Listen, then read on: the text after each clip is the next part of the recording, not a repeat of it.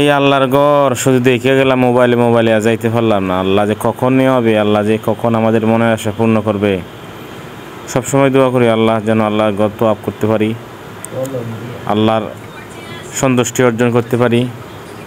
কিন্তু আল্লাহ আসলে সবসময় তো সবার আশা পূর্ণ করে না, তবু দোয়া তো অবশ্যই থেকে গেল।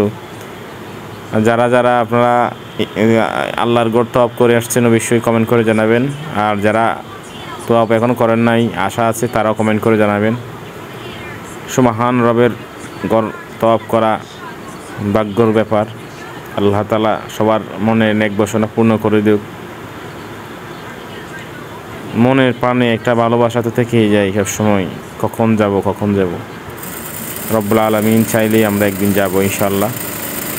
সবাই যার যার মতামত বেশি কমেন্ট করে জানাবেন, কে কে গেছেন আর কার কার যাওয়ার ইচ্ছা আছে।